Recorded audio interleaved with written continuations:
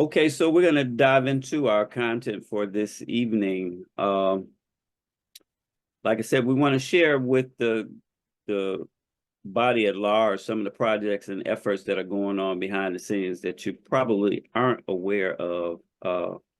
So I want to start with the virtual village.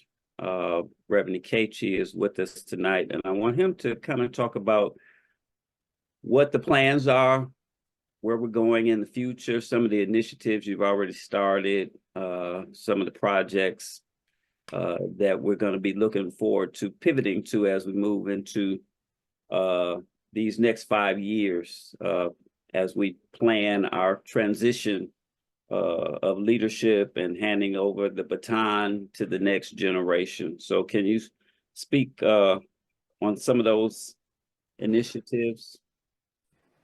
Next 5 years? I could talk about the next 6 months. No, as of the last month, we are starting to pivot towards a podcast style conversation between ministers to be a conduit and an introduction to from the church to people who have never heard of us. While the Shrine has a huge legacy and are known worldwide, this new generation, a lot of them have never heard of the Shrine. So we're trying to create content that is introductory, that is informative, that is personal to people who have never heard of the Shrine but have a similar alignment in message. We are, as I in a meeting last week tried to get some members to understand, is we're trying to cross-pollinate with other people who are doing what we're doing, but they have a bigger audience of people, a different following. We're trying to cross-pollinate what we have in our doing with them, so that when Dr. Umar comes to the Shrine, we have someone who has a conversation with him, and next time anybody comes around, we are capturing that content in order for everyone to see that it's just not a building that they're in, but there's a reason to that as well. That we have those connections. We are the conversation starters. We are the generators of what's to come. The online service, as we know it, is going. We are trying to find new ways, new pathways to introduce the world to the Shrine online.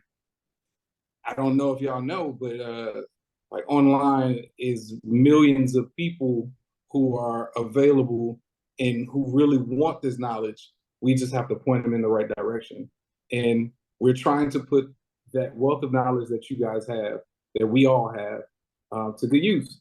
So during the synod, if you see somebody with a camera and they ask you to interview and ask you questions about the past of the Shrine and the future of the Shrine, please don't hesitate to answer the questions. No matter if you think that you're not great on camera, just answer the question to the best of your ability.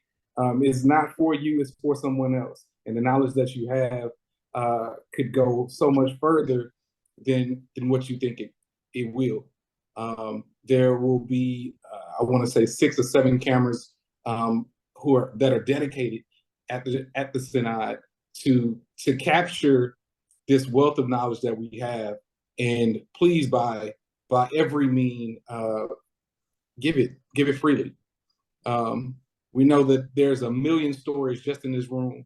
There's a million stories in at least 3 people that I'm seeing right now. So that content needs to be shared, and those stories need to be shared. And that's what we're doing for the immediate next year. The next 4, we're gonna find out together. All right, thank you for sharing. One thing you mentioned, changing the format, I think, is important for many reasons. We've always, over the years, past 70 years, had different points of contact for people to come into our circle of influence, right? Not just the church.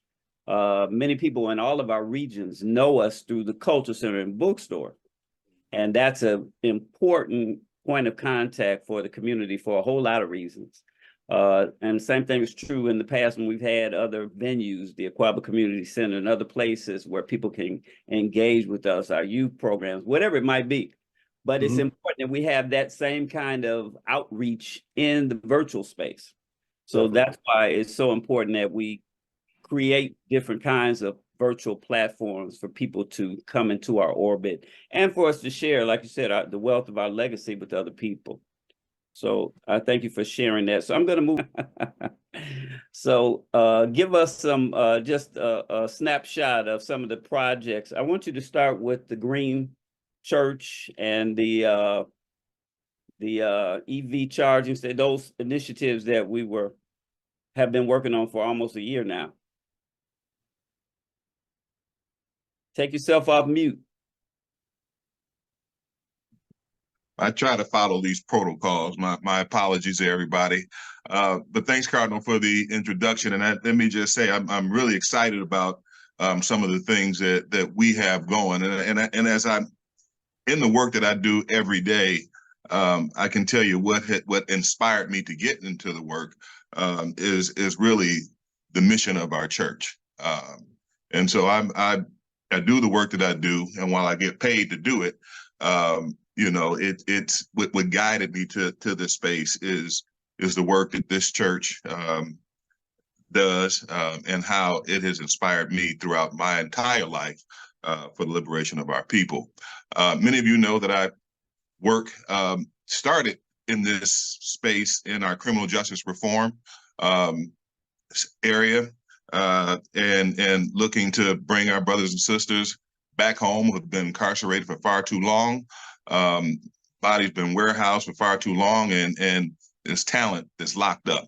And I've been working hard to unlock that talent. But the other component of our organization is, as the world is making this transition to clean energy, we want to make certain that it's done in a way that's equitable. And our communities have largely been harmed by environmental injustice, are able to benefit from the transition. President Biden was able to get approved $369 billion for the transition to clean energy. And what Jeramogi Kimathi and Cardinal Mbiyu has said is, while you in these fancy places, make certain you bring something back to the church. And so what I've sought to do throughout my time in DC is identify opportunities for partnerships so that we can take advantage of what's going on in this transition. And so we have partnered with an organization called Greening the Church, whose goal is to install 5,000 EV charging stations in the next 2 years in influential churches throughout the country, churches who have connection to the community. And they obviously did their homework and research after conversations and meetings that we've had with them, to know that we do have strong ties to the community, and they're interested in installing EV charging stations that are connected to what's called mini grids. In other words, solar panels, to power those EV charging stations, as well as our church facilities.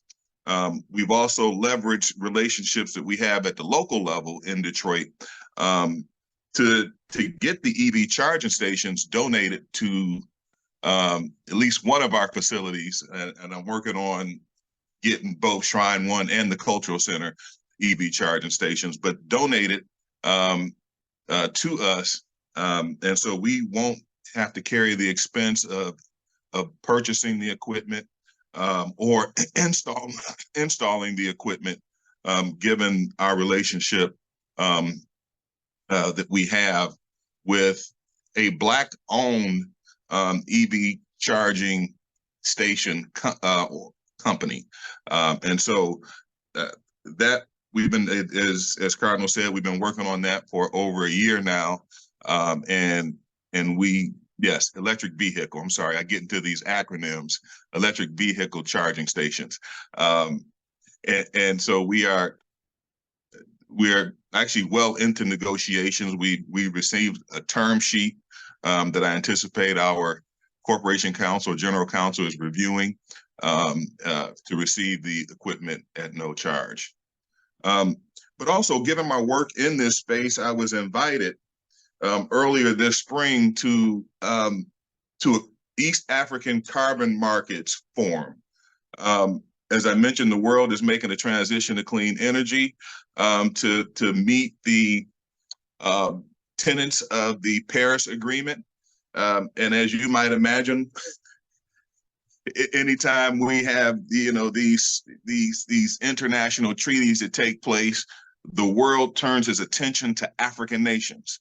And so I was invited to the East African Carbon Markets Forum to talk about the work that our organization is doing on the ground to make certain that those communities that have largely been harmed are able to benefit. And so I was kind of curious about going because I was invited by Europeans, folks from Estonia, and it was. But I knew that it was important for me to carry a message that basically acknowledges the realities that so often outside interests go into African nations, extracted of its natural resources, and quite frankly, it's a continuation, a perpetuation of colonialism and oppression of these nations, because not only do they extract the resources, they don't reinvest. And so my challenge in going down there was to, support the consciousness, not even raise the consciousness, but because the consciousness was there, support the consciousness of Ugandans who really understand that history and want to turn the tides on it. In other words, if you're going to come to Uganda, then it's got to be Uganda for the Ugandans. The resources of Ugandans have to benefit Ugandans. And so I had, as much as the panel discussion to me was important to make that statement, more importantly, was talking to government officials around policies that can make that a reality. And so I thought I was going up there for one time for a discussion and panel discussion, and the government has invited me back to continue the policy discussions and see if we can't get some real shape around how we can help them form policies and put those policies into actions to make certain that the resource that is the sun and the land benefits Ugandans as we again make this transition to clean energy and reduce carbon emissions and eliminate the exploitation of Africa, in this case, East Africa, specifically Uganda. Thank you for sharing that. I think it's important on so many levels that we take ownership of what's happening in our motherland, even though we're not there physically. And no matter where we go as Black Christian nationalists, we have a different perspective to offer into the conversation. So I'm just thankful that the Holy Spirit put you there at the right time, right place. And I don't underestimate how important and valuable that is to the people of Uganda to see that my brother here is from America, but he's here to speak up and represent us and show up. So I appreciate the work that you're doing.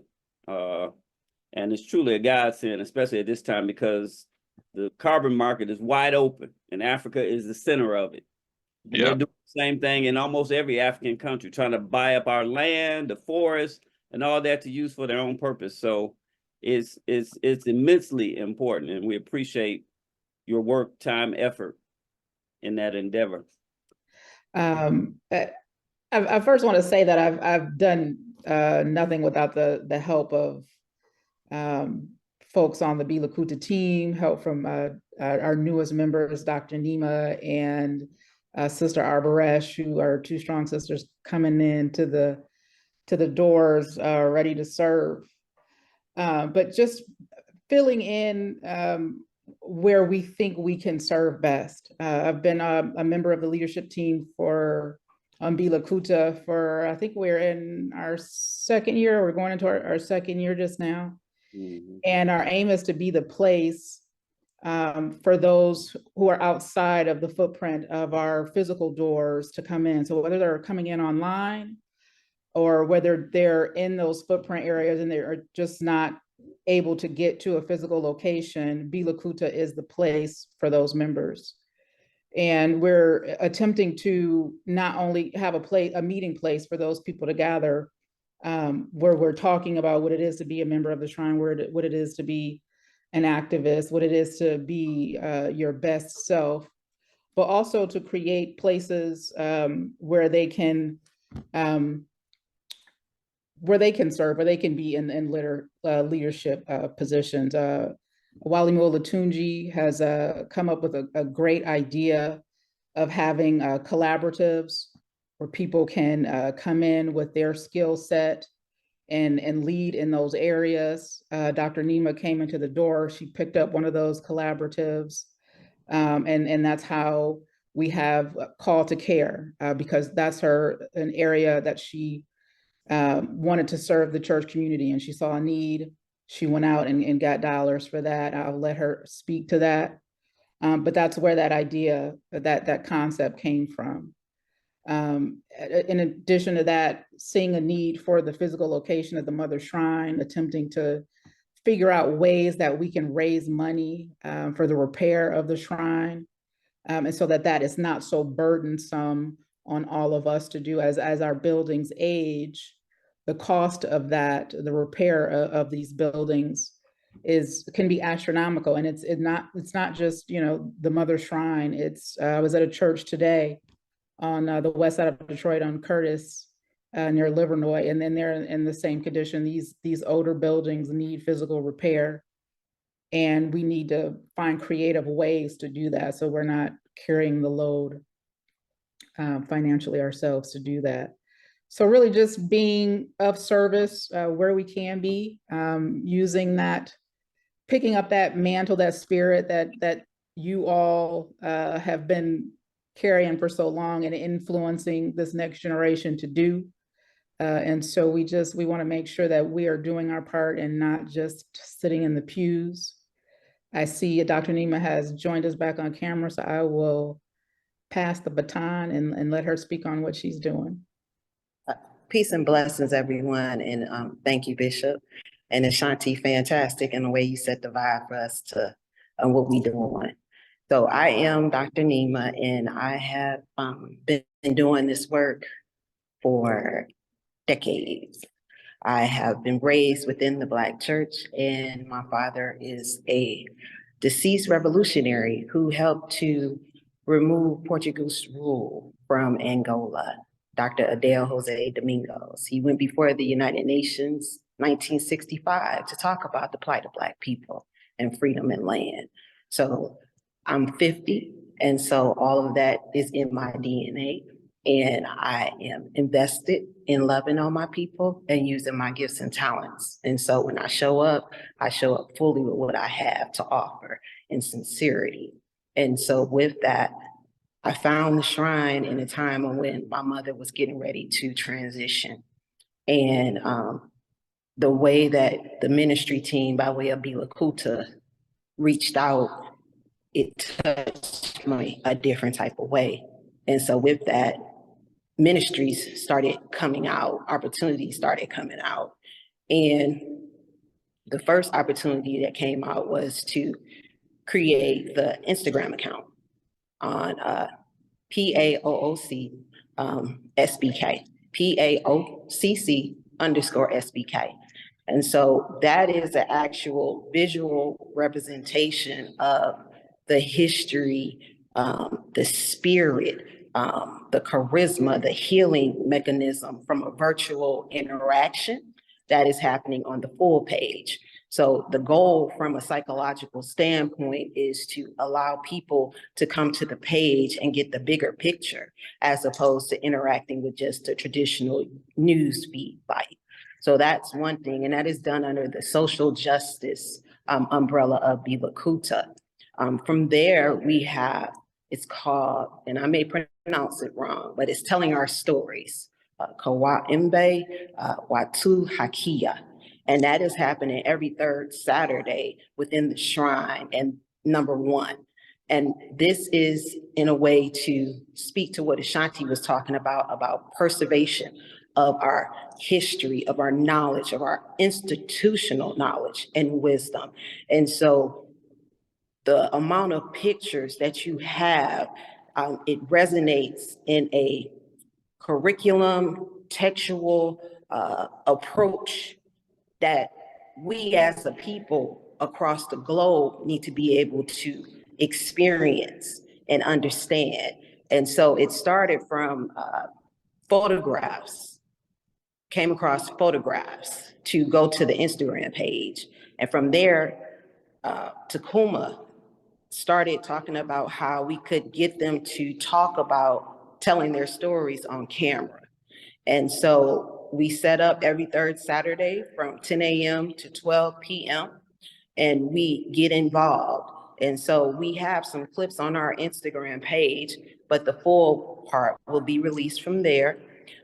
In addition, from the telling our stories, I was able to learn about how to utilize the EBT requirement through governmental assistance, that if you are a fully functional working adult, you can work for a nonprofit and you can still get your EBT card. And so that is in play as well.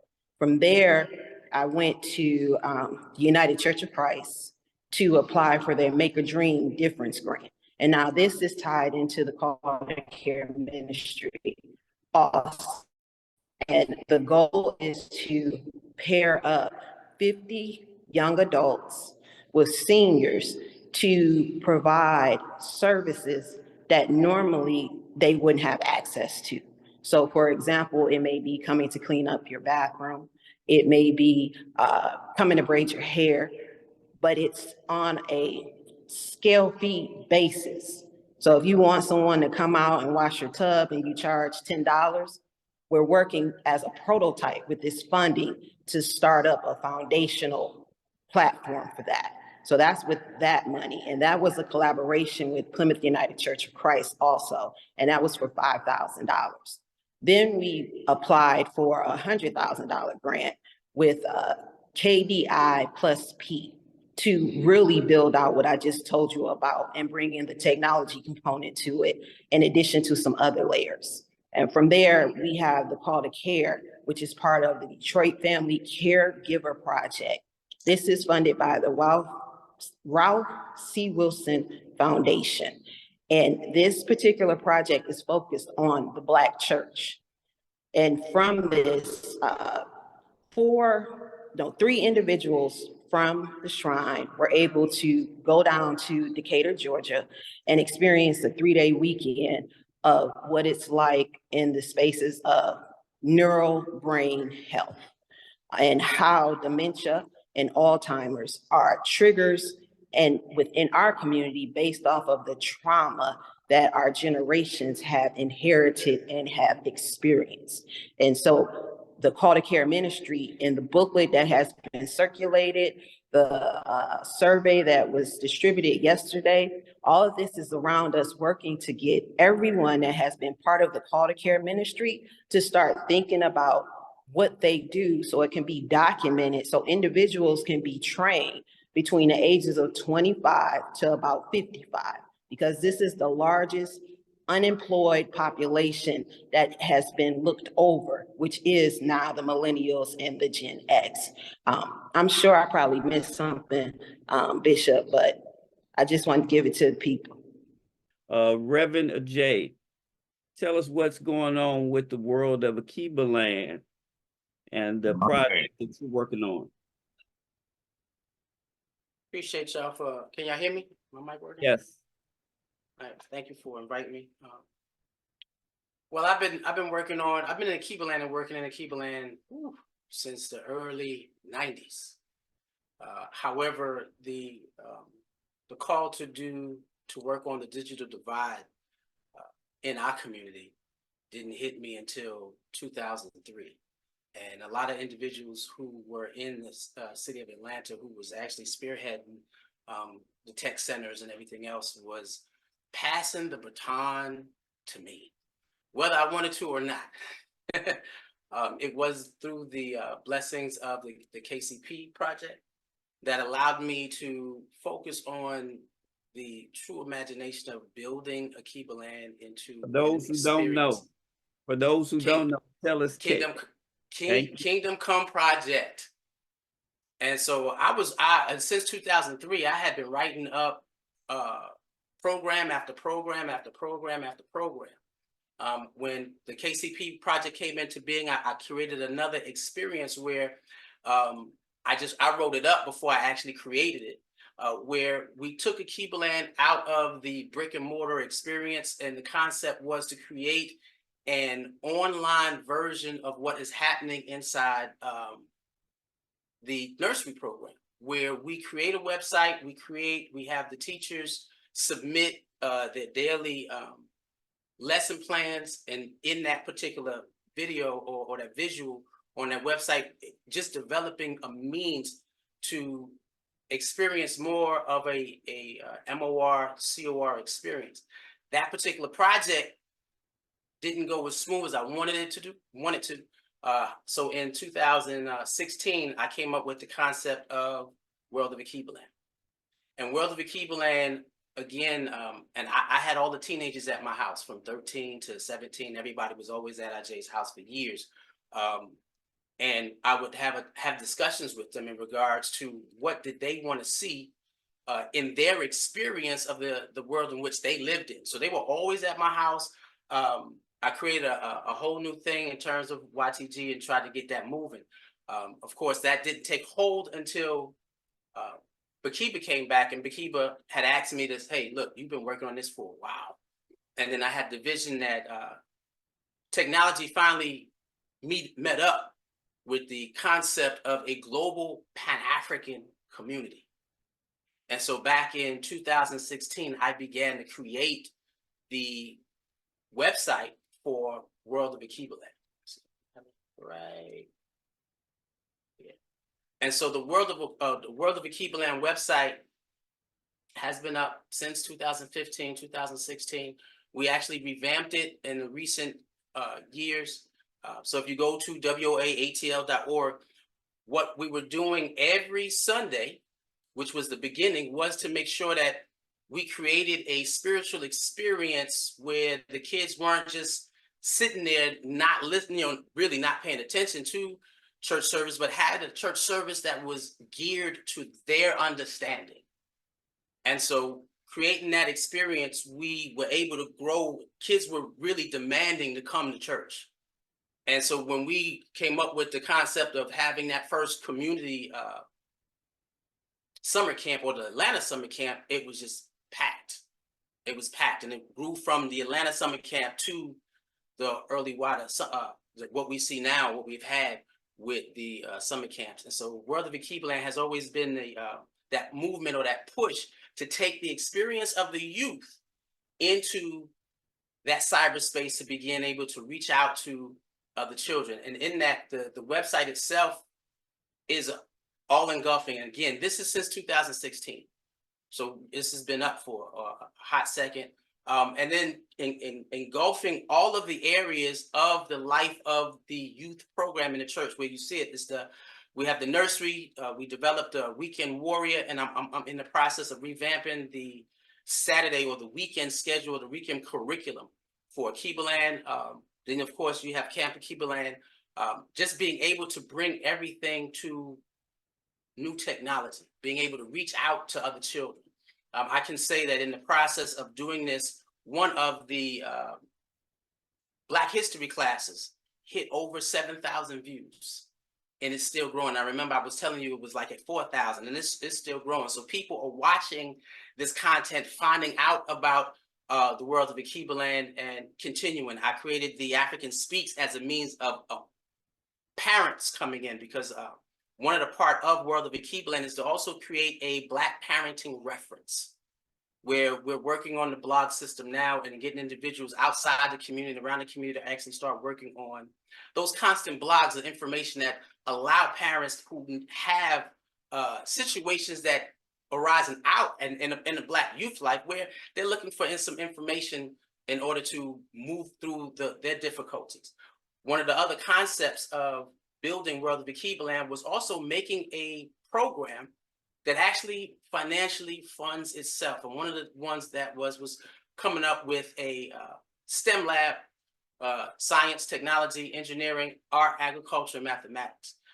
And that was in the write-up. Along with that, the concept to create an MOR, COR experience.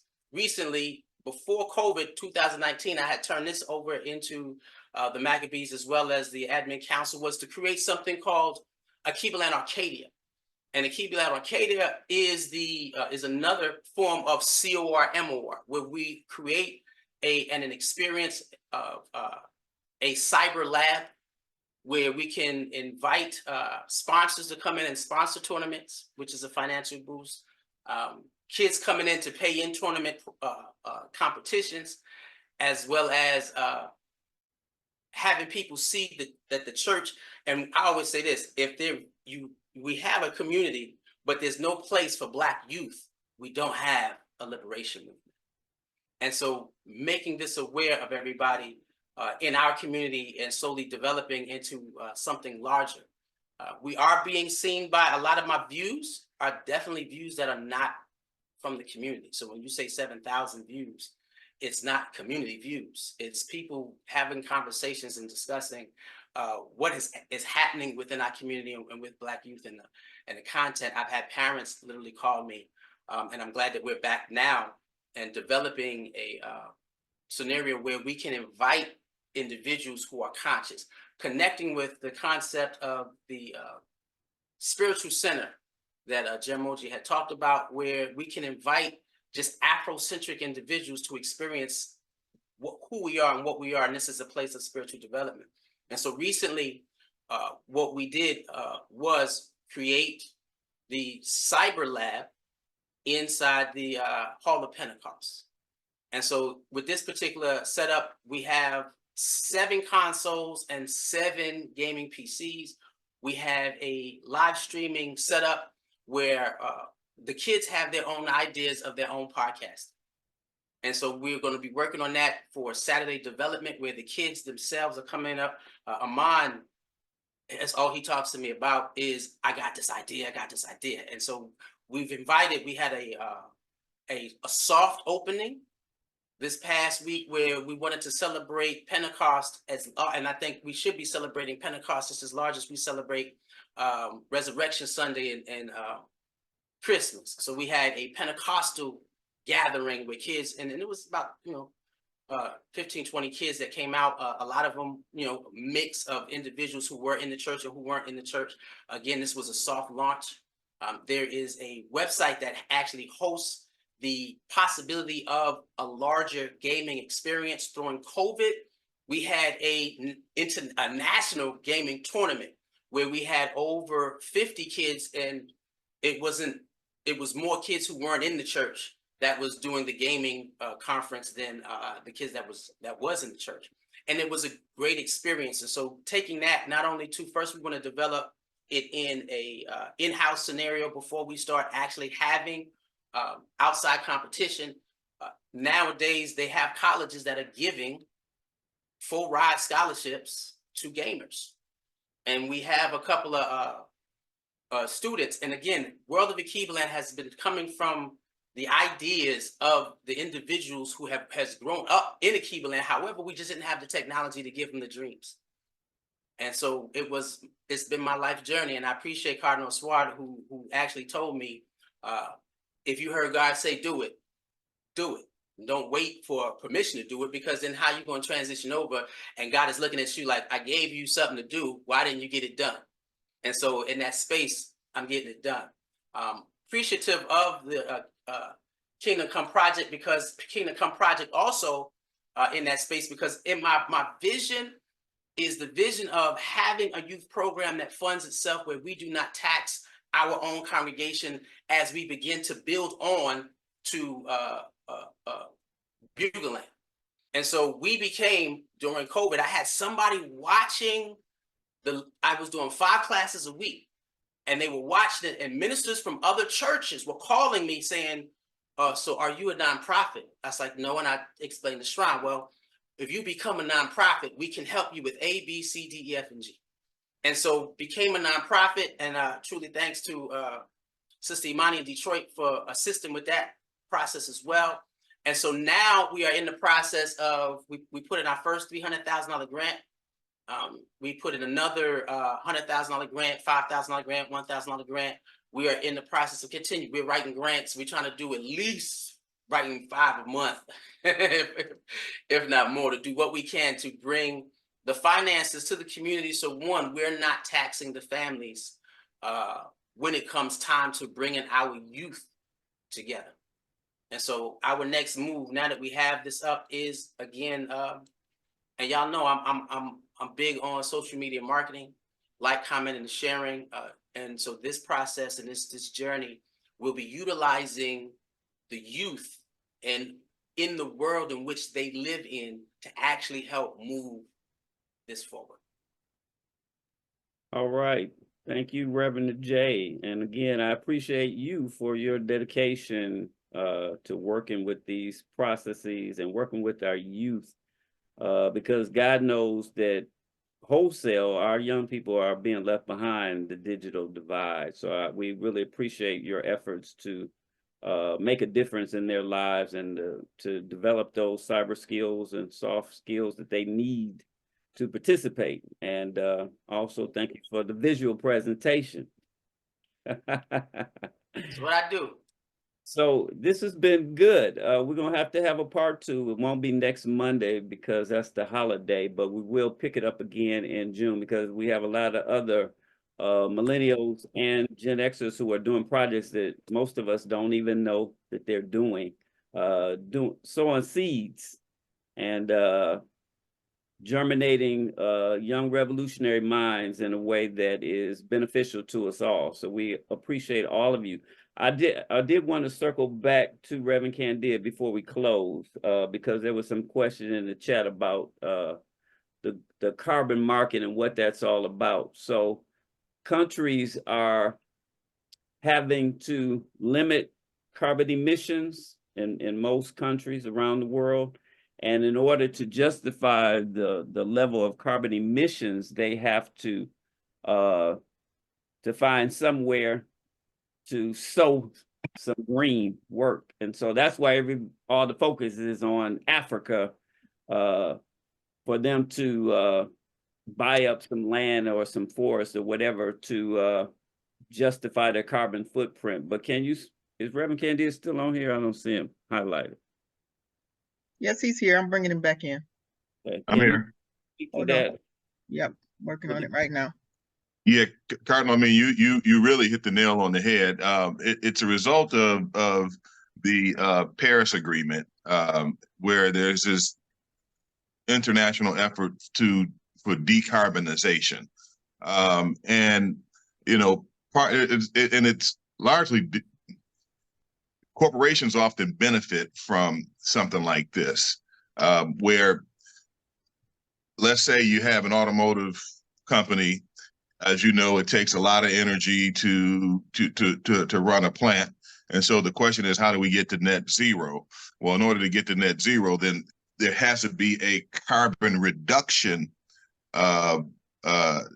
offset someplace else in the world. And so, given the land in Africa, not only the size of Africa, by the way, I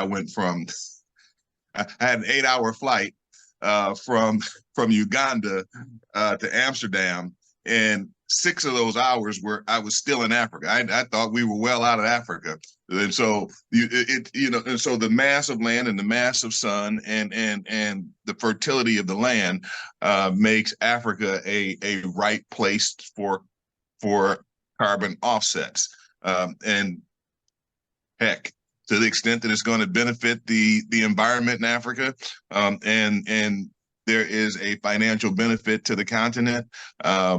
You know, we just have to wrestle with the policies and make certain that the governance structure is there to make certain that the execution of those policies are in place for the benefit of African nations. And so, one, you summed it up quite right. And there's a couple of ways that you can do that. Certainly reforestation. You can obviously solar is another component of it. Solar energy is another component of it.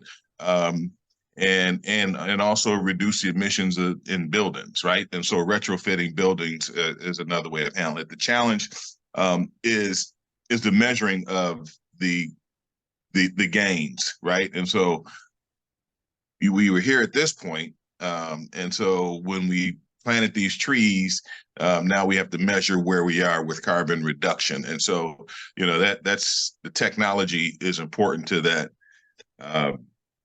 Reverend Agyei. So maybe we can wrestle with developing monitors and apps for monitoring, carbonization. Definitely. With decarbonization. Thank you. And mobile app development is a part of our weekend classes. So There you'll we have go. a whole team of Black youth that can come together. And if we have any assignment within the church that need coders, it should come from Alkebulan. That is definitely a part of the writing. There we go. Very proud of the people that we have nurtured and the things they're doing. And as we talk about it more, I think it will become clear what we're trying to do with the Synod and what we're talking about in terms of reimagining BCN, doing much more things, doing things in a different way, all to serve the liberation struggle of Black people, but not doing it in a regimented way where you can't use your creative intelligence and your passion in order to pursue something that is not necessarily on the organizational program. So we want to encourage that. And I think that the presentation tonight did that splendidly. And I know we have some more that are some more people doing some really great things, and they will be equally inspiring.